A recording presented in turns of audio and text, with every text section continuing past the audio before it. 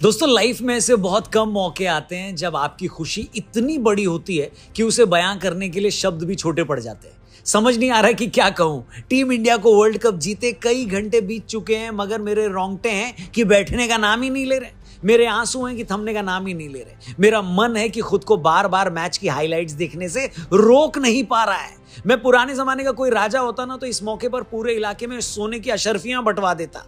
मैं किसी राजा के दरबार में नर्तकी होता तो नाच नाच कर अपने घुंघरू तोड़ देता। सच में क्या ही कहूं, कुछ समझ नहीं आ रहा है। आखिरकार वर्ल्ड कप जीतने का 13 सालों का सूखा टूट ही गया। इस जीत के साथ ही 29 जून 2024 का दिन हर इंडियन की जिंदगी में हमेशा हमेशा के लिए स्पेशल हो गया है। भगवान करे जिंदगी में ऐसे मौके और आए, लेकिन इतना जरूर कह सकता हूं कि आप चाहे उम्र के किसी भी पड़ाव पर हो, 20 साल के हो, 30 साल के हो, 40 के हो, आज से 10-20 साल बाद भी 29 जून का दिन आपको याद जरूर आएगा। ये एक ऐसा लम्हा होगा जिसे याद करके आप इमोशनल जरूर होंगे। समझ में नहीं आ रहा कि शुरू कहां से करूं, तो सबसे पहले आखिरी से शुरू कर लेता हूं। आखिर में जब अफ्रीकी टीम को 4 ओवर में सिर्फ 26 रन जीतने के लिए चाहिए थे तो लगा था कि हम एक और फाइनल हार गए। लगा कि आज रात फिर रोकर ही बीतने वाली है। मगर जैसा कि कहते हैं ना, ऊपर वाला भी देखना चाहता है कि भाई आप में जीत की भूख कितनी है, क्या आप आखिर तक हार मानते हैं या नहीं मानते। और यहीं पर टीम इंडिया साउथ अफ्रीका पर भारी पड़ गई। हार्दिक पांड्या की ऑफ स्टंप से बाहर जाती स्लोअर बॉल को कट करने के चक्कर में क्लासन पंत को कैच देकर आउट हो गए। मगर अब भी मिलर क्रीज पर थे। येंसेन भी आखिर में अच्छे हिट मार लेते हैं। केशव महाराज भी आने बाकी थे और रन इतने कम थे कि लगा ही नहीं कि कोई कमाल हो पाएगा। मगर यही मौका था जब टीम इंडिया ने कसम खा ली कि इस मौके को हाथ से जाने नहीं देना है। अगले ओवर में बुमराह येंसेन का डंडा निकालकर उन्हें बाहर कर देते हैं। फिर अर्शदीप ने 19वें ओवर में सिर्फ 3 रन देकर कमाल कर दिया।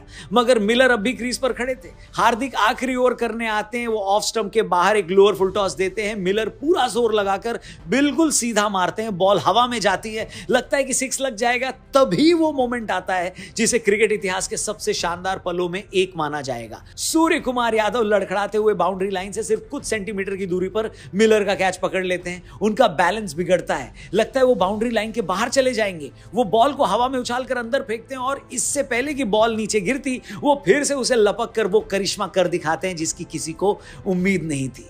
ऐसे तो भारत को इस वर्ल्ड कप को जीतने में बहुत सारे खिलाड़ियों का हाथ रहा है, बहुत सारे प्लेयर्स के परफॉर्मेंस का रोल रहा है। मगर मैं दावे के साथ कह सकता हूं कि सूर्य कुमार यादव ने अगर वो हैरत अंगेज कैच न पकड़ा होता तो भारत फाइनल हार भी सकता था।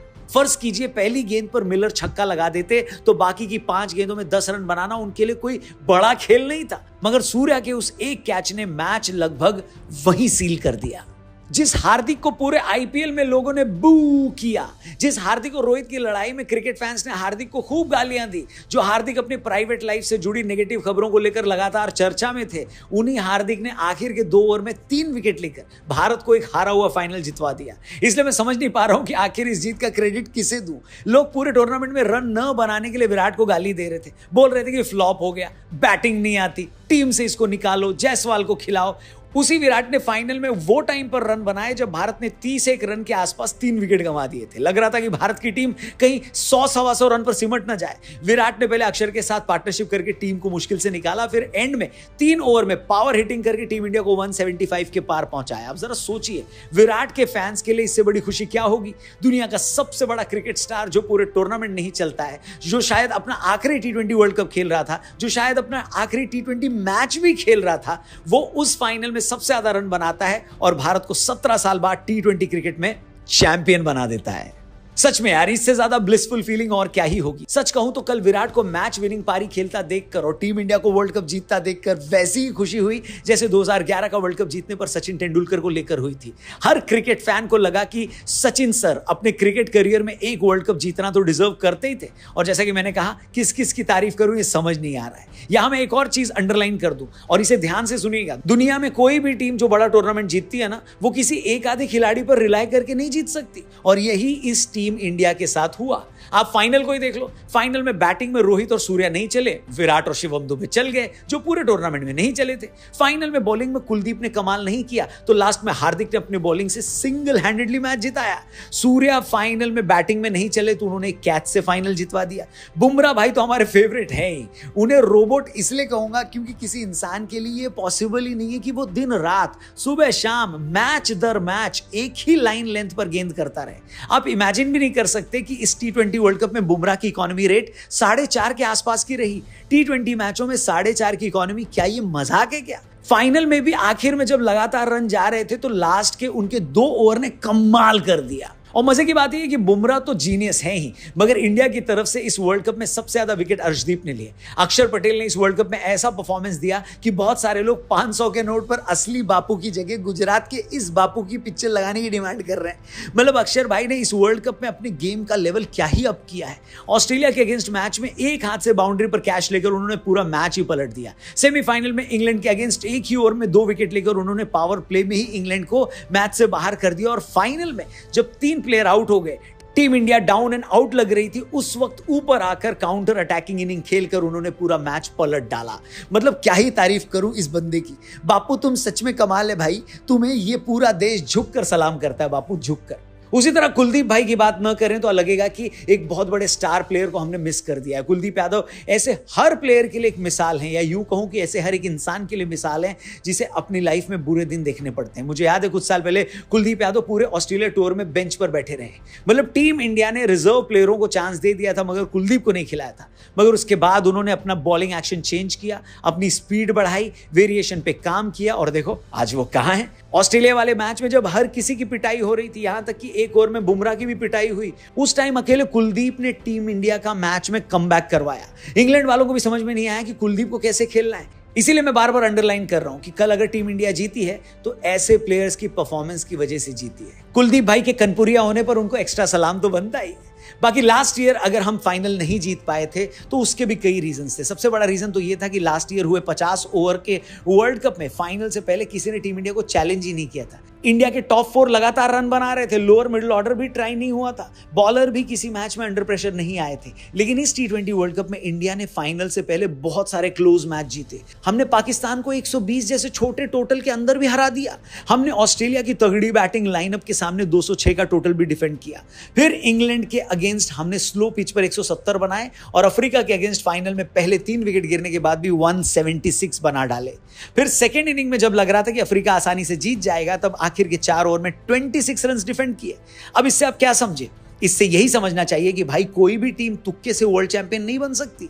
आपको लगातार कंसिस्टेंटली खेलना पड़ता है, आपके हर प्लेयर को परफॉर्म करना पड़ता है। आप सिर्फ 2 या 3 प्लेयर पर रिलाय नहीं कर सकते, आपको लास्ट तक हार नहीं माननी होती है।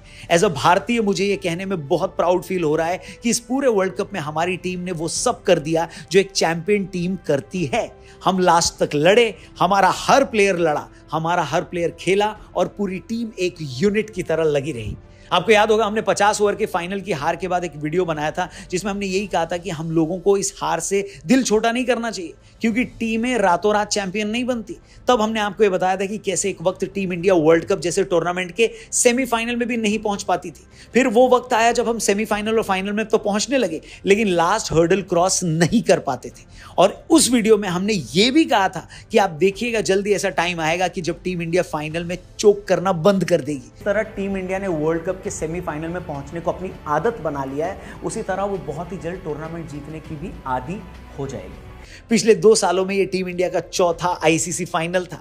इससे पहले हम 2 बार टेस्ट चैंपियनशिप के फाइनल में जाकर हार चुके थे। लास्ट ईयर ऑस्ट्रेलिया से 50 ओवर का फाइनल हार गए थे, मगर इस बार हमने पुरानी गलतियां नहीं की। जैसा कि रोहित ने टूर्नामेंट में कई बार कहा कि हम आखिर तक एग्रेसिव खेलेंगे, फिर चाहे कुछ भी हो, और इस बार टीम इंडिया जीती है तो उसका भी यही रीजन है। इंग्लैंड के अगेंस्ट भी विकेट गिरते रहे, लेकिन हमने एग्रेसिव खेल जारी रखा। फाइनल में भी शुरू में 3 विकेट गिरे, मगर हमारा एग्रेशन कम नहीं हुआ और इसी एग्रेसिव इंटेंट की वजह से टीम इंडिया ने वो कर दिखाया जो पिछले कई सालों से नहीं हो रहा था। बहुत मुमकिन है कि ये वर्ल्ड कप रोहित, विराट और जड्डू जैसे प्लेयरों का आखिरी T20 टूर्नामेंट हो, लेकिन इस बात की सच में खुशी है कि ये लोग वर्ल्ड चैंपियन बनने के बाद इस फॉर्मेट को बाय बाय कहेंगे। इस बात की भी खुशी है कि जो रोहित 5 बार अपनी मुंबई की टीम को आईपीएल का चैंपियन बना चुके थे, फाइनली उन्होंने टीम इंडिया को भी वर्ल्ड कप चैंपियन बना डाला। और इस बात की तो सबसे ज्यादा खुशी है कि टीम इंडिया के ऊपर फाइनल मैचों में चोक करने का जो लेबल था वो अब हट जाएगा। सच में यार, और क्या कहूं, कितना कहूं, समझ में नहीं आ रहा। इतनी खुशी है कि उसे बयान नहीं कर सकता। बस इतना जरूर कहूंगा कि पूरी दुनिया में हर कंट्री का एक ऐसा खेल जरूर होता है जिसमें हार या जीत सिर्फ उस टीम की हार या जीत नहीं होती, उस पूरे देश की हार या जीत होती है। अगर यूरोप के लिए, साउथ अमेरिका के लिए वो खेल फुटबॉल है, तो हमारे लिए वो खेल क्रिकेट है। और एक क्रिकेट फैन के तौर पर और एक भारतीय के तौर पर हमें और कुछ नहीं चाहिए। ये हमारी टीम की अचीवमेंट नहीं है, एक भारतीय के तौर पर ये हम सब की अचीवमेंट है, क्योंकि प्लेयर की तरह एक फैन भी उन सारे इमोशन से होकर गुजरता है जिससे प्लेयर्स गुजरते हैं। इसलिए आप और हम भी इस जीत को सेलिब्रेट करने के उतने ही हकदार हैं जितने वो प्लेयर्स। बस एंड में एक और राज की बात आपको बतानी थी, उसी के साथ हम ये वीडियो एंड करेंगे। वो राज की बात पता है क्या है? टीम इंडिया 2015 से वर्ल्ड कप के सेमीफाइनल और फाइनल में तो पहुंच रही थी, मगर जीत नहीं पा रही थी। हम 2015 और 19 में सेमीफाइनल में हारे, 23 में हम फाइनल में हारे, इस बीच 2022 के T20 के सेमीफाइनल में हारे, 2 बार वर्ल्ड चैंपियनशिप के फाइनल में हारे। मगर इस बार पता है हम क्यों जीत गए? इस बीच पता है क्या हुआ? इस बीच हुआ ये कि अयोध्या में भगवान श्री राम विराजमान हो गए। हमने जनवरी में भगवान श्री राम के मंदिर की प्राण प्रतिष्ठा की और उसके बाद हुए पहले वर्ल्ड कप में हम जीत गए। अब आप चाहें तो मुझे कुछ भी कहें, मगर मुझे लगता है कि जब आप अपने ईश्वर को, अपने आराध्य को उसका स्थान दिलाएंगे तो वो भी आप पर कृपा बरसानी शुरू करेंगे और इस वर्ल्ड कप की जीत के साथ उसकी शुरुआत हो गई है। तो आखिर में एक बार जोर से बोलिए, जय श्री राम, जय जय श्री राम। भारत माता की जय, टीम इंडिया की जय। इसी के साथ आप सबको इस जीत की एक बार फिर से ढेरों बधाइयां, मुबारकबाद। किस प्लेयर को आप सबसे ज्यादा क्रेडिट देना चाहते हैं, कमेंट करके उसका नाम जरूर लिखिएगा। वीडियो पसंद आई हो तो इसे लाइक भी जरूर करिएगा और इसे अपने दोस्तों से शेयर जरूर करिएगा। चैनल सब्सक्राइब करके जाइएगा। जल्दी मिलते हैं एक और मस्त वीडियो के साथ यहीं पर। Thank you for watching. जय हिंद, जय भारत।